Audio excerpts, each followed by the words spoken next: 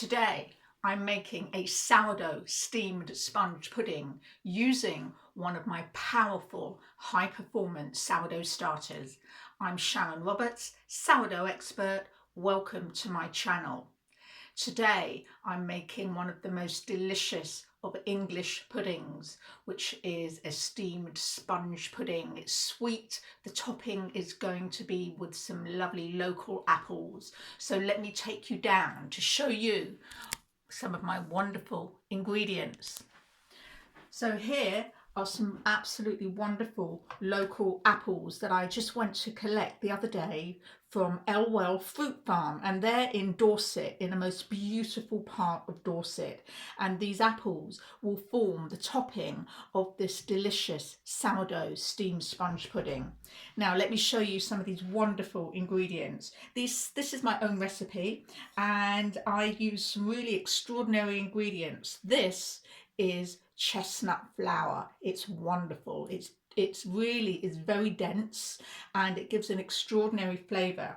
And I'm mixing the chestnut flour with some quite fine white flour. So let me show you. You can see the difference there in the colour. You've got that's really quite white. It's quite a refined white flour, because it makes the steamed sponge pudding quite light, because the chestnut flour is actually quite dense. So those are the flours. I'm also using some gorgeous butter. This is unsalted butter. It's quite soft and that's going to be going into the pudding. Also some really lovely caster sugar, in fact, but it's vanilla, and I use vanilla pods. Let me show you. I use vanilla pods in my caster sugar. That's how I store my sugar.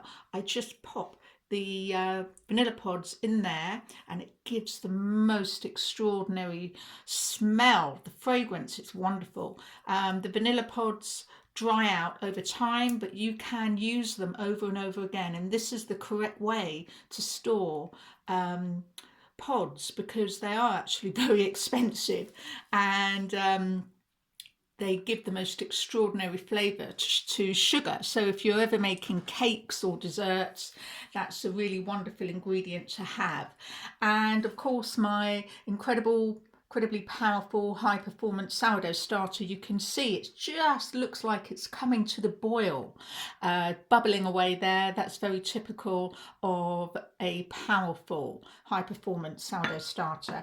And of course some eggs. So the eggs will be going into the pudding mix as well. So let me start. So we've got some lovely flour in here, and that's chestnut flour, and we're going to put the white flour in there, and this is an all-in-one mixture, so it's really easy to do.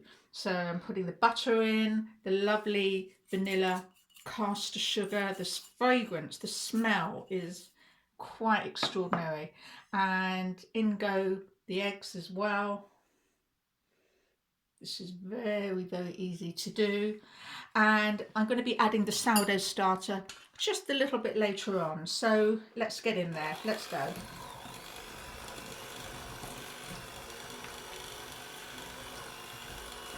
So I'm starting on a low speed.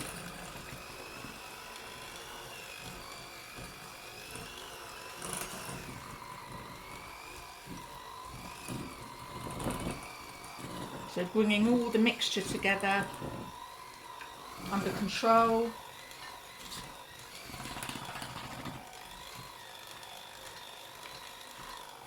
So I'm going to make it speed it up a little bit like that. There you go.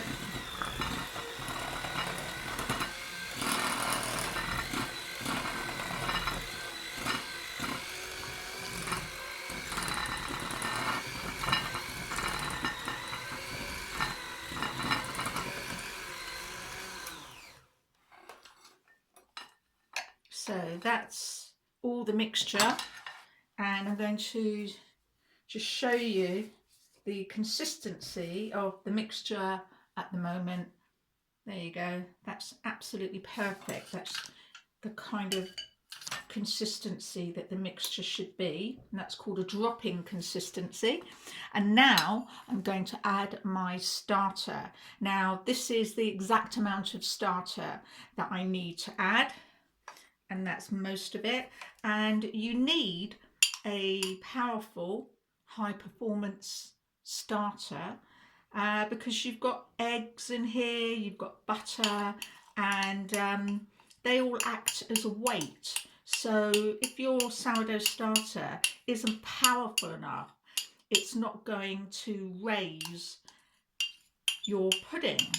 And also, if it's not powerful enough, it can leave a very kind of sour taste in your steamed sponge pudding, which you really don't want, because the steamed sponge pudding is beautifully sweet and it's hot and it's absolutely divine. So here we go.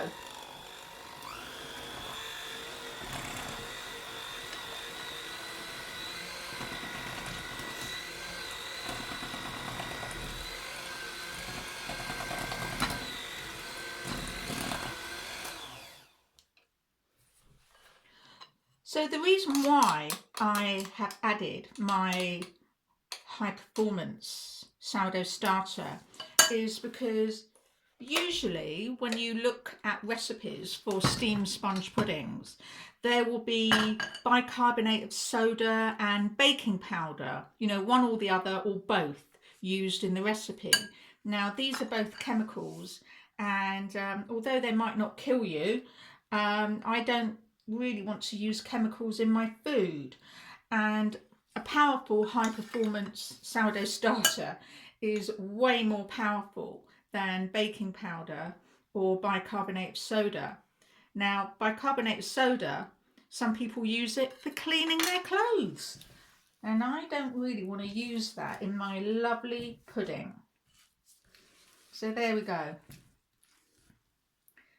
That's exactly what you're looking for, and you can actually at this stage have a little taste as well. That tastes absolutely wonderful, because I want to taste it to see if it's sweet enough. Now that's sweet enough for our taste at home, but you could always add, if it wasn't sweet enough for you at this stage, you could always add a bit more sugar to it. Now this mixture is going to go into a lined pudding basin, and this is a traditional pudding basin. Pudding basins come in lots of different sizes. Here's a smaller one. That's quite nice for you know, maybe to serve 2 or 3 people. This is quite a large pudding basin, and this will serve 6 people, 4 to 6 people quite generously. Now what I've done is I've greased it. Traditionally a pudding basin is greased with butter, which you can do, but this is olive oil, and I've just put some greaseproof paper at the bottom like that, because that will ensure that the pudding turns out, hopefully in one go.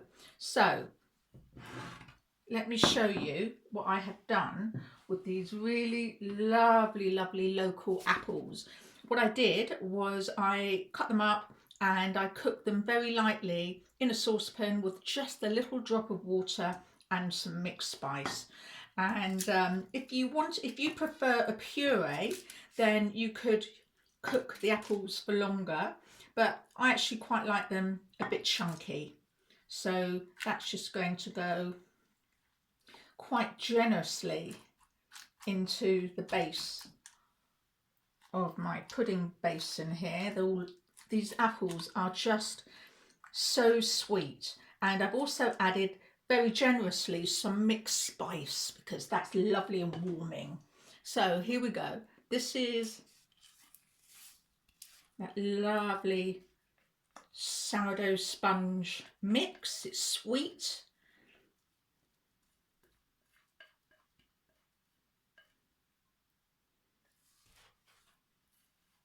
There you go. And that goes in like that. The smell is absolutely wonderful. I mean, even though the mixture is raw, you've got that lovely smell of butter, and the apples are wonderful. Now, if you've ever eaten a traditional English steamed sponge pudding? Let me know. Let me know in the comments below. What flavour was it? Did you like it? Now, these puddings are served in the winter when it's cold and raining and you really want to be warmed up. So there you go. That is what a traditional English steamed sponge pudding looks like. And the powerful high performance starter will raise the sponge just a little bit. It will add a bit of lightness to it and some flavour as well. So what I'm going to do now is to cover it, and it's going to be steamed for a couple of hours. Now, this is some greaseproof paper, and I've actually created a separate video for this, for how to steam an English steamed sponge pudding, because it's quite a special way to do it. So that's going to go on like that. And if you click on to the link in the above left hand corner there, and then you can, that will take you to part 2 of this video where I turn out the steamed sponge pudding and taste it. So do join me, and if you click below, I've added a link to how to steam a steamed sponge pudding. Thank you very much for watching. If you enjoyed this video, give me a thumbs up, or subscribe. If you have subscribed, thank you very much. If you haven't, why not? So I hope to see you very soon. Thank you for joining me. Bye.